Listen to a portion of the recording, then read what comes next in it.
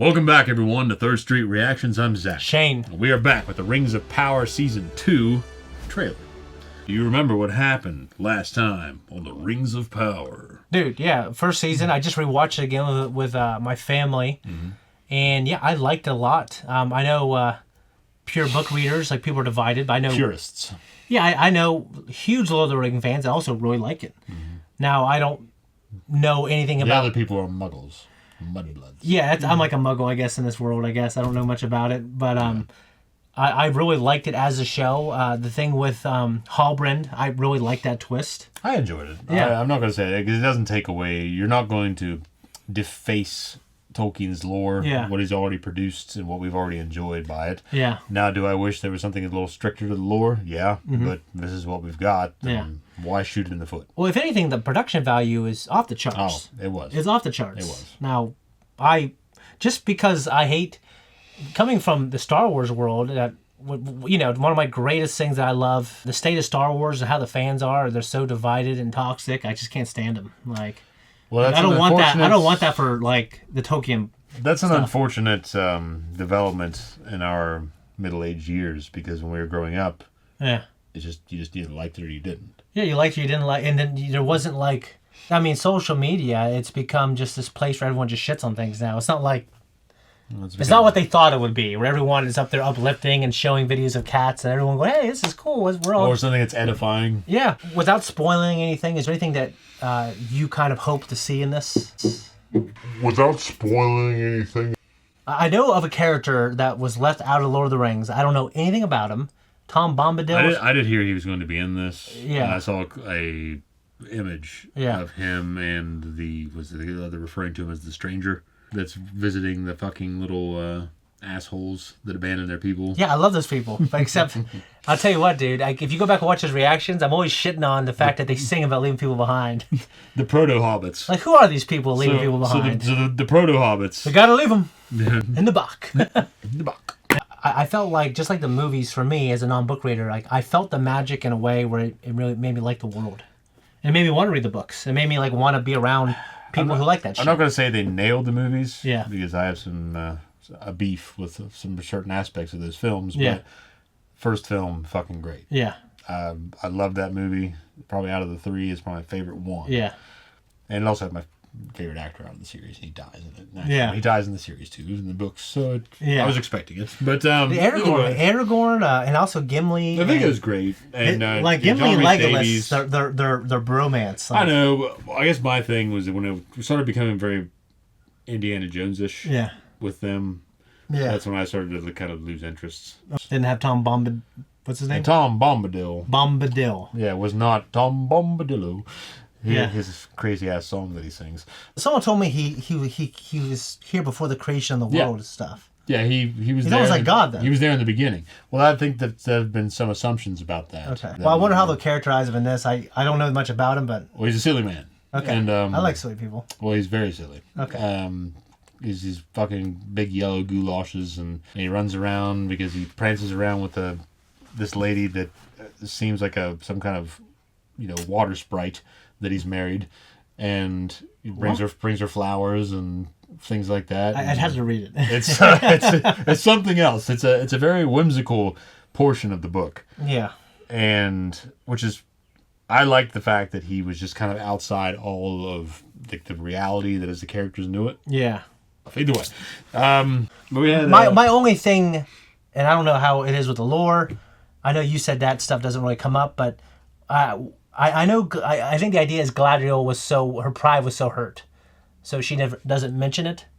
I guess I think that's a bad reason. Yeah, well, it goes back into how you felt about Star Wars. Excuse me, how you felt about Star Wars with how they portrayed the Jedi. Yeah.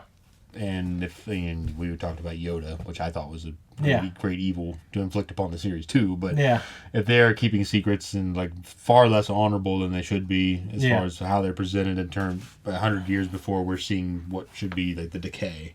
Yeah, which the decay is something that takes place over time. Yeah, but either way, I know that level of pride does occur with the elves. I mean, it's established in the Silmarillion. It's established with other characters, but I guess I just wouldn't want it for her. Yeah, well, that's what I'm saying. Normally, Tolkien wrote certain characters that if pride was a natural characteristic of certain characters, that was very much pronounced. Okay. And Galadriel, I don't feel, was ever presented that way.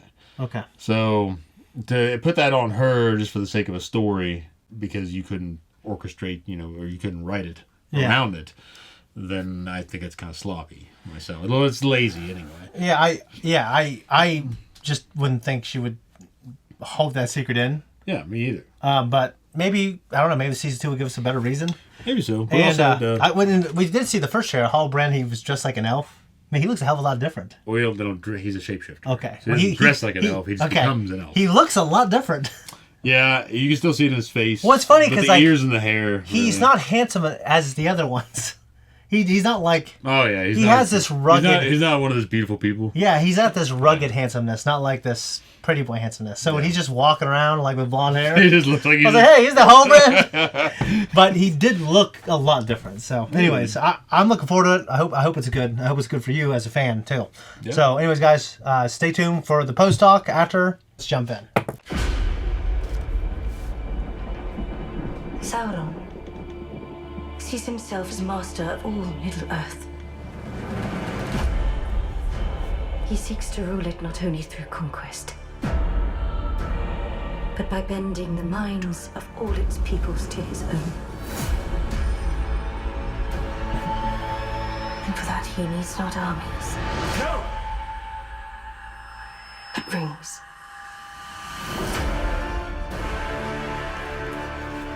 In choosing to wear those rings, you have all become his collaborators. I know you believe this ring is deceiving me.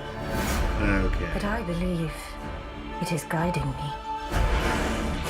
All this may be by his design. These rings may be how he attains power. They must be destroyed. I hate that We Google, will that discuss asshole. the rings once you have answered the question. He's a prick.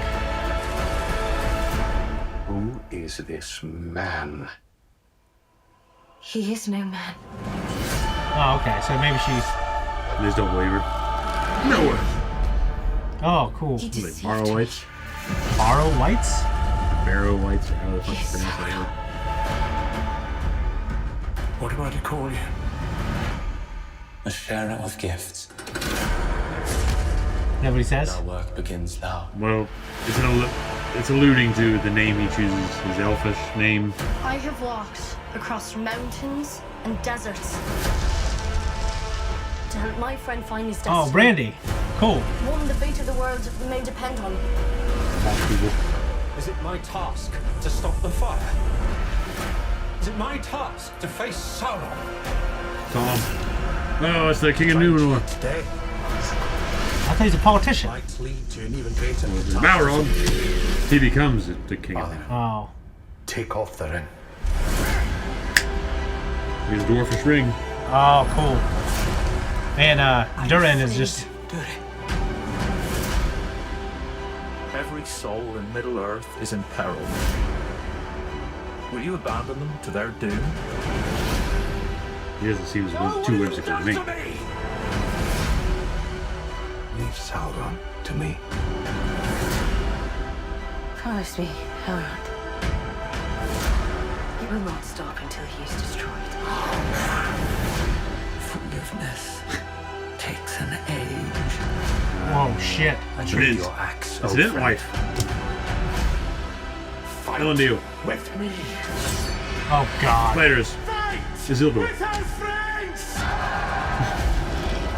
Int. When the darkness falls, Oh, here the ends. there are always some who rise Hey. Yeah, I love him. Yeah, he's great. and shine. Hey, it's an eagle. Fucking the guy didn't help.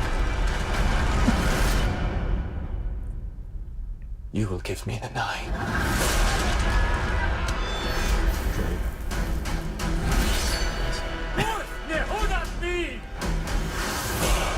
Shit.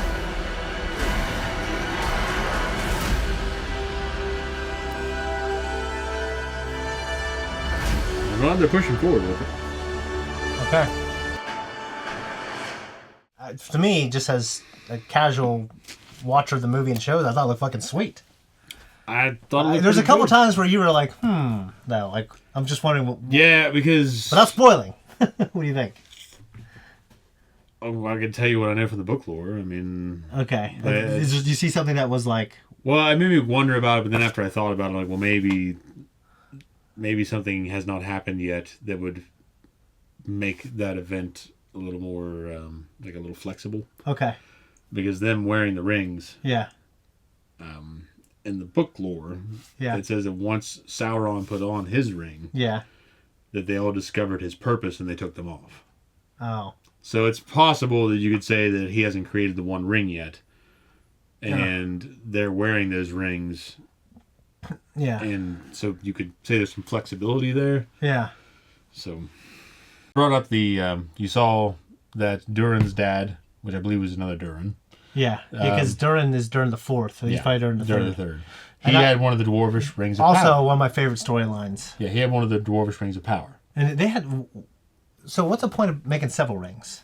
to control the dwarf lords, to control the men. So Lords there's of different men. lords. You're basically giving these rings to the leaders of men, dwarves, and elves. Okay, so one to for every major leader. To control those people. Okay. Like that was his idea. Instead of So what did they make? like controlling, like what Morgoth tried to do by just marching out and just taking over the fucking world. Yeah. He tried to do it by subtly Okay. by creating these rings as the bringer of gifts. Anatar, I believe, is what his name was. Okay. And that meant giver of gifts or whatever the fuck of gifts. Yeah. So he went to, I don't fucking know. I'm going to call him Kieran right now because I don't fucking remember. But Oh, what have you done to me? that guy, Yeah. he went there and spent a lot of time with him. Showed them how to make the rings. They made the rings. Yeah. Dwarves' rings did not work the way he wanted them to because they only just made them very, very greedy. It just made the worst parts of their personality come out.